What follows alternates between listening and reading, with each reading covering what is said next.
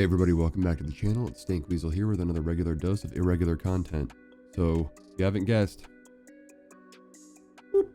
there it is. Another update for Phasmophobia. So the beta branch has been updated again today, but it's mostly fixes with one minor change. And a lot of this has to do with the kind of focus that we have now around, now that the temperature system is pretty stable, it's now around the sound system. So as we move closer to hopefully a real release branch, and we're no longer going to be in that early access at some point, this parabolic microphone, the ambient sounds, the environmental noises, and the different interaction noises and things like that are now getting their overhaul and kind of polish pass per se. So today there was an improvement on how some sound values got displayed on the parabolic microphone and how sound sensor monitors are implemented and used and reading their values in order to make them more realistic. So that way, whenever an audio cue is heard, sound sensor now goes off. Whenever an audio cue is heard, you'll see a spike kind of rise and fall respectively on the display for the parabolic microphone to, again, gauge that area and general direction of where the ghost or entity is going to be. Fixes: there was a bug where several objects couldn't be seen by smooth VR recording on camera. So I guess VR was having some visual issues. That's been addressed. There were several sounds that could not be heard by the parabolic microphone. So in Unity, things are typically grouped together. So there's filtering. So when an audio cue plays, if it's an applicable sound, it would show up. If not, it wouldn't. So there are still some missing sounds that the ghost sounds and things like that aren't being read correctly yet. So keep your eyes open, keep your ears open more realistically for the fixes to that one. But it looks like it's being addressed and it is known. There was a bug where some areas on maps had constant sound values on the parabolic microphone, and the sound sensor would slowly raise over time. So that's been addressed. So hopefully, actual sound values and actual sound measurements are actual sounds this time, not just kind of like that issue that we were having with the thermometer where turn the power on in the house or the building and then the outside temperature went up. So at least it's been found and now it's being addressed. There was a bug where there was a bug where ambient sounds were not playing in their correct locations. So I'd imagine this had to do with some of the ambient sounds like, crickets or door creaks or thunder and stuff like that. You walk into a bathroom hiding during a hunt and all of a sudden you hear crickets or something. That'd be kind of silly. But the ambient sounds are now addressed to their respective locations on the map and the different sound zones that are used in order to cue those sounds to play for a respective player at that location based on their coordinates, blah, blah, blah, nerd stuff. There's a potential fix for the ghost sometimes checking the floor below the player it was searching for.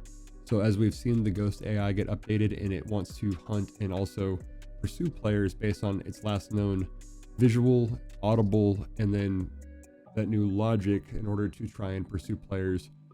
The ghost was arbitrarily having an issue with elevation, so it may have gone downstairs looking in the area you were in or upstairs respectively, as opposed to the direct kind of same tier, same floor that you're in. So that should be addressed now with the navigation meshes and the logic that the ghosts are using in order to pursue players. There was also a bug where some objects could still be interacted with by the ghost if they were picked up near the ghost and taken to another location. So if you were in the ghost room, you grabbed something that the ghost could interact with, a plate, a dish, a picture frame, a doll, or whatever, take it to another area of the house or facility, and then the ghost could still interact with it, kind of I guess paranormal activity. Yeah, I mean, that makes sense that it could happen, but it doesn't make sense that if you're not in the direct related area to the ghost, it shouldn't happen. So that makes sense. So yeah, today was pretty smooth one. Looks like it's just going to be a handful of fixes, handful of tuning and things, kind of just getting that quality up to par. I'm glad that these quality passes are coming hard, fast, and quick as they are. That's what she said. But more specifically, before too much content gets added, because I know that a lot of us are kind of like, when do we get the new ghosts? When do we get more maps? Having a good foundation for systems like this creates a repeatable process. So as new assets are integrated, new maps and things like that are considered and brought in, if the systems are in place, it's literally just start with your template and then just tune that particular map. So when we're looking at things like the sewers or the apartment building and stuff that are on the Trello board still, having all of these other things fixed, working as intended, and having a map and a model for how to approach it, especially with such a small team, it's a lot to deal with. So I can see why this is important, and it's really just about us kind of staying tried and true. Take a break if you need to, but yeah, that's it for today. Just again, polish on the changes for the sound system. Looks like Temperature system seems to be stable. It's not doing anything. Parabolic mic and the sound sensor are really getting some love right now. So we'll see if the camera systems are next, because we know that there's been those persistent issues with some of the map cameras. We know that the issues with the cameras trying to rotate themselves from within the van or the truck, whatever we want to, the vehicle we arrive in.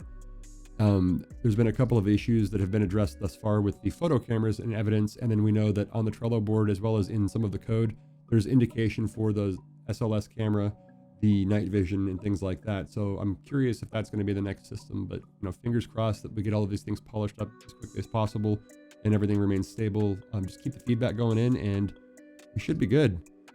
Once these systems are stable, I'm pretty confident that's when the big push is going to be on, new content, new features, new equipment, things like that. So gotta have the core foundation right. You can't start picking curtains before the concrete's dry on your foundation. Can't say I want these shingles before there's even a wall put up. So it makes sense, even though it gets frustrating, but still, pound for pound, dollar for dollar, under 15 bucks. This is the most fun I've had with a game in a long time. So, fingers crossed it keeps going in the same direction. Thanks again for watching, everybody. I hope everyone's having a great week. It's been really weird so far, kind of around the world and in the world of gaming and stuff too. Yesterday was kind of weird having a quiet day and that cryptic tweet of not today, no patch. And I was like, really? Why? Is everything okay? Who hurt you? So thanks again. Really appreciate all the support. Consider liking, subscribing to support the channel. We're a little over 90 days into actively posting and really kind of diving into all of this. And I really appreciate all the support from the community. So thanks again, everybody. Do the best. Thank out.